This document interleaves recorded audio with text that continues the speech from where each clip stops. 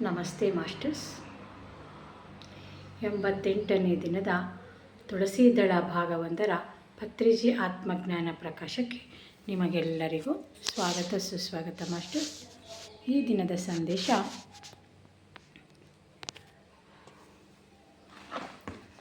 ಚಿತ್ರಗುಪ್ತ. ನಿನ್ನೆ ದಿನ 4 ಯೋಗಗಳ ಬಗ್ಗೆ ಚತುರ್ಮುಖೇನ ಬ್ರಹ್ಮ, ಪುತ್ರನು ಪುನ್ನಾಮ ನರಕ ಮತ್ತು 7 ಬೆಟ್ಟಗಳ ರಾಯರ ಬಗ್ಗೆ ತಿಳ್ಕೊಂಡ್ವಿ. ಈ ದಿನ ಚಿತ್ರಗುಪ್ತರ ಬಗ್ಗೆ ತಿಳ್ಕೊಳ್ಳೋಣ. ಇದು ವಾಸ್ತವವಾಗಿ ಇದು ಗುಪ್ತ ಚಿತ್ರ ಅಂತ. ಗುಪ್ತ ಅಂದರೆ ರಹಸ್ಯವಾದ, ಚಿತ್ರ ಅಂದರೆ ರೆಕಾರ್ಡ್ಗಳು, ರಹಸ್ಯವಾದ ರೆಕಾರ್ಡುಗಳು. ಗುಪ್ತ ಚಿತ್ರ ಅಂದರೆ ರಹಸ್ಯವಾದ ರೆಕಾರ್ಡುಗಳು ಎಂದರ್ಥ. ಗುಪ್ತ ಚಿತ್ರ ಅಂದರೆ ಆಕಾಶಿಕ್ ರೆಕಾರ್ಡ್ಗಳು ಅಂತ ಅರ್ಥ. ಪ್ರಪಂಚದಲ್ಲಿ ಪ್ರತಿಯೊಂದು ಸಹಜವಾಗಿಯೇ ಅನಂತವು ಆಕಾಶ ತತ್ವದಲ್ಲಿ ಲಿಖಿತ ಚಿತ್ರೀಕರಣ ಆಗುತ್ತಾ ಇರುತ್ತದೆ. ದಿವ್ಯ ದೃಷ್ಟಿಯಿಂದ ಈ ರೆಕಾರ್ಡ್ಗಳನ್ನು ನೋಡಿ ಭೂತ ವರ್ತಮಾನಗಳ ಕುರಿತು ಇದ್ದದ್ದು ಇದ್ದ ಹಾಗೆ ಭವಿಷ್ಯದ ಕುರಿತು ರೇಖಾಮಾತ್ರವಾಗಿ ತಿಳಿದುಕೊಳ್ಳಬಹುದು. ಶ್ರೀ ವೀರಬ್ರಹ್ಮೇಂದ್ರ ಸ್ವಾಮಿ ಧ್ಯಾನದಲ್ಲಿ ಈ ಗುಪ್ತ ಚಿತ್ರಗಳನ್ನು ನೋಡಿ ಕಾಲಜ್ಞಾನವನ್ನು ಬರೆಯಬಲ್ಲವರಾದರು. ಅದೇ ರೀತಿ ಫ್ರಾನ್ಸ್ ದೇಶದವನಾದ ನಾಸ್ಟ್ರಾಡಾಮಸ್ ಕೂಡ ಈ ಗುಪ್ತ ಚಿತ್ರಗಳನ್ನು ಕಾಲಜ್ಞಾನದಲ್ಲಿ ನೋಡಿ ಕಾಲಜ್ಞಾನವನ್ನು ಬರೆಯುವಂಥವರು ಆಗಿದ್ದರು. ಪ್ರತಿ ಯೋಗಿ ತನ್ನ ದಿವ್ಯ ಚಕ್ಷುವನ್ನು ಉಪಯೋಗಿಸಿಕೊಳ್ಳುತ್ತಾ ಈ ಗುಪ್ತ ಚಿತ್ರಗಳ ಮುಖಾಂತರ ಅಗತ್ಯವಾದದನ್ನು ತಿಳಿದುಕೊಳ್ತಾ ಇರ್ತಾನೆ. ಅದೇ ರೀತಿ ದರ್ಪದಃ ದರ್ಪಃ ಅಂತ. ದರ್ಪದಃ ದರ್ಪಃ ಅಂದರೆ ಏನು ನೋಡ್ತಾ ಹೋಗೋಣ. ವಿಷ್ಣು ಸಹಸ್ರನಾಮಗಳು ಅಂದರೆ ಒಬ್ಬ ಜ್ಞಾನಿಗೆ ಇರುವ ಅನಂತವಾದ ಗುಣಗಳ ವಿವರಣೆ. ಅದರಲ್ಲಿ ಉದಾಹರಣೆಗೆ 2: ದರ್ಪದಃ ದರ್ಪಃ ಅಂತ. ದರ್ಪ ಪ್ಲಸ್ ದಹ ದರ್ಪದಃ ಅಂದರೆ, ದರ್ಪದಃ ಅಂದರೆ ಗರ್ವವನ್ನು ಕಲ್ಪಿಸುವುದು ಅಂತ ಅರ್ಥ. ಇಲ್ಲಿ ಗರ್ವ ಅಂದರೆ ಅಹಂಕಾರ ಎಂದಲ್ಲ, ಇಲ್ಲಿ ಗರ್ವ ಎಂದರೆ ಆತ್ಮವಿಶ್ವಾಸ ಅಂತ ಹೇಳ್ತಾ ಇದ್ದಾರೆ.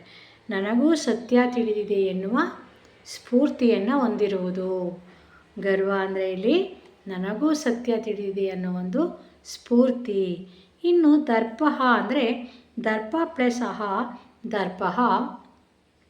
ದರ್ಪಃ ಅಂದರೆ ಗರ್ವವನ್ನು ನಾಶ ಮಾಡುವುದು ಅಂತ.